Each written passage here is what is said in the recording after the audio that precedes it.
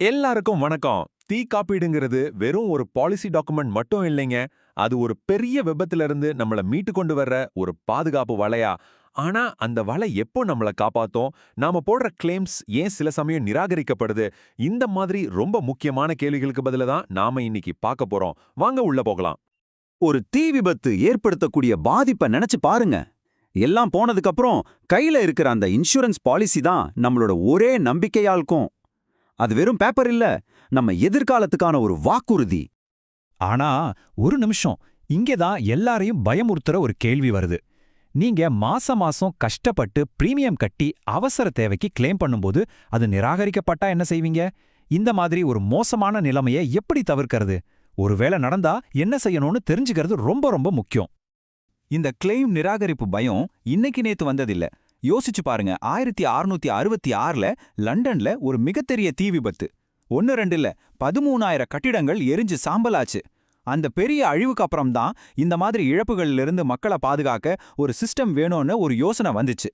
அதுதான் இன்னைக்கு நாம பார்க்கற மாடர்ன் ஃபயர் இன்சூரன்ஸோட ஆரம்ப புள்ளி. சரி, விஷயத்துக்கு வருவோம்.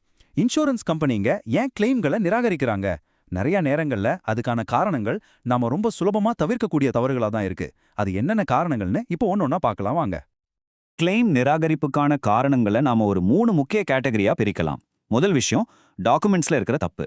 ரெண்டாவது, பாலிசி ஹோல்டரான நீங்க செஞ்ச சில விஷயங்கள் அல்லது செய்ய மறந்த சில விஷயங்கள். மூணாவது, ஏதாவது மோசடி நடந்திருக்குமோன்னு வர்ற சந்தேகம். இது ஒவ்வொன்றையும் இப்ப கொஞ்சம் டீட்டெயிலா பார்க்கலாம். உங்களுக்கு ஒரு ஆச்சரியமான விஷயம் தெரியுமா? பல கிளைம் ரிஜெக்ஷனுக்கான விதை நம்ம பாலிசி வாங்கும்போதே போடப்படுது. நீங்க தப்பான தகவல் கொடுத்தாலோ இல்ல உங்க சொத்து மதிப்புக்கு குறைவான தொகைக்கு இன்ஷூர் பண்ணியிருந்தாலோ அது கிளைம் பண்ணும்போது பெரிய சிக்கலை உண்டாக்கிடும். சில சமயம் நாம பண்ற சின்ன சின்ன தவறுகளே நமக்கு எதிரா திரும்பிடும். உதாரணத்துக்கு, சரியான நேரத்துல பிரீமியம் கட்டாம இருக்கிறது, இல்ல வீட்ல ஃபயர் சேஃப்டி கருவிகளை சரியா மெயின்டைன் பண்ணாம விடுறது. இதெல்லாம் கூட உங்க கிளைம் ரிஜெக்ட் ஆக ஒரு காரணமா அமையலாம். மூணாவது, ரொம்ப முக்கியமான காரணம் சந்தேகம். ஒருவேளை இந்த விபத்து வேணும்னே ஏற்படுத்தப்பட்டிருக்கு, இல்ல மோசடி பண்ண பாக்குறாங்கன்னு இன்சூரன்ஸ் கம்பெனிக்கு சந்தேகம் வந்துட்டா அவங்க ஒரு பெரிய விசாரணையே நடத்துவாங்க. அதுல சந்தேகம் உறுதியாச்சுன்னா கிளைம் நிச்சயமா நிராகரிக்கப்படும். இன்சூரபிள் இன்ட்ரெஸ்ட் இது ஒரு முக்கியமான சட்ட விதிங்க. சிம்பிளா சொல்லணும்னா, ஒரு சொத்துக்கு ஏதாவது சேதமானா அதனால உங்களுக்கு நேரடியா பண இழப்பு ஏற்படணும். அதனால தான் நீங்க உங்க பக்கத்து வீட்டுக்கார வீட்டை இன்சூர் பண்ண முடியாது. விபத்து நடக்கும்போது அந்த சொத்துக்கும் உங்களுக்கும் ஒரு நிதி ரீதியான தொடர்பு இருக்கணும். சரி, பிரச்சனைகளை பத்தி பேசிட்டோம். இப்ப கிளைம் ப்ராசஸ் எப்படி இருக்கும் பார்க்கலாம். நீங்க ஒரு கிளைம் ஃபைல் பண்ணதுக்கு அப்புறம் யார் யாரெல்லாம் இதுல சம்பந்தப்பட்டிருப்பாங்க அவங்கள பத்தி தெரிஞ்சுக்கலாம் வாங்க. இங்க 2 பேரை நீங்க கண்டிப்பா தெரிஞ்சுக்கணும். லாஸ் அட்ஜஸ்டர் அப்புறம் லாஸ் அசஸர். அட்ஜஸ்டர் இன்சூரன்ஸ் கம்பெனியால அனுப்பப்படுறவரு, அவரோட வேலை கம்பெனியோட நலனை பார்க்கறது. ஆனா அசஸர் உங்களால வேலைக்கு அமர்த்தப்படுறவரு, அவரோட வேலை உங்க நலனுக்காக போராடுறது. புரிஞ்சுக்கோங்க, உங்க பக்கம் ஒரு எக்ஸ்பர்ட் இருந்தா அது எவ்வளோ பெரிய பலம்னு. இப்ப நம்ம ரொம்ப ரொம்ப முக்கியமான ஒரு பகுதிக்கு வந்திருக்கோம். உங்க கிளைம் ரிஜெக்ட் ஆகாம இருக்க நீங்க என்னெல்லாம் முன்னெச்சரிக்கை நடவடிக்கைகள் எடுக்கலாம், சில பிராக்டிகலான டிப்ஸ் இப்ப பார்க்கலாம். இத நல்லா மனசுல வச்சுக்கோங்க. உங்க கிளைம் ஜெயிக்கணும்னா தீ விபத்து நடந்த அப்புறம் நீங்க செயல்படுறத விட அதுக்கு முன்னாடி நீங்க என்ன பண்றீங்கன்றதான் ரொம்ப முக்கியம். அந்த வெற்றி அப்பவே ஆரம்பிக்குது. இதெல்லாம் ஃபாலோ பண்றதுக்கு ரொம்ப சிம்பிளான விஷயங்கள் தான். உங்க பாலிசியை ஒரு தடவைக்கு 2 தடவை படிச்சு பாருங்க. வீட்ல இருக்கிற ஃபயர் அலாம், எக்ஸ்டிங்விஷர் எல்லாம் சரியா வேலை செய்தான்னு செக் பண்ணுங்க. உங்க வீட்ல இருக்கிற முக்கியமான பொருட்களை போட்டோ இல்ல வீடியோ எடுத்து வச்சுக்கோங்க. ரொம்ப முக்கியமா, எப்பவும் உண்மையை மட்டும் சொல்லுங்க. இந்த சின்ன சின்ன ஸ்டெப்ஸ் உங்க கிளைமை ரொம்பவே வலுவானதா மாத்தும்.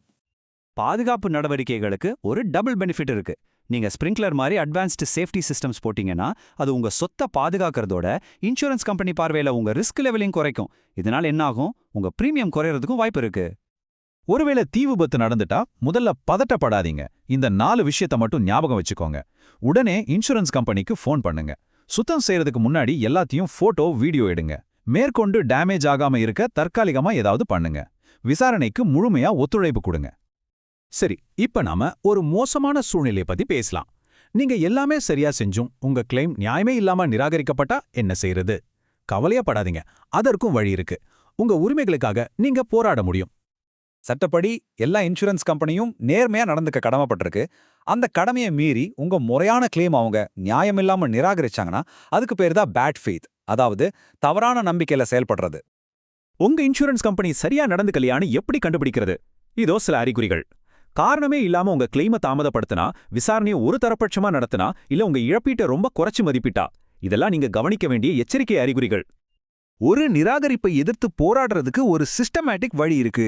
ஸ்டெப் 1, அவங்க அனுப்பின நிராகரிப்பு லெட்டரை நல்லா படிச்சு காரணத்தை தெரிஞ்சுக்கோங்க. ஸ்டெப் 2, உங்ககிட்ட இருக்கிற பாலிசி, போட்டோஸ், பில்ஸ்னு எல்லா ஆதாரத்தையும் ஒன்னா சேருங்க. ஸ்டெப் 3, அந்த கம்பெனிக்கே அதிகாரப்பூர்வமா அப்பீல் பண்ணுங்க. அதுலயும் தீர்வு கிடைக்கலனா அடுத்த கட்டமா ஒரு வக்கீல பார்த்து சட்ட உதவியை நாடலாம். கடைசியா ஒண்ணுதான். உங்க இன்சூரன்ஸ் பாலிசி வெறும் பேப்பர் இல்ல, அது ஒரு சட்டப்பூர்வமான ஒப்பந்தம், ஒரு அக்ரிமெண்ட்.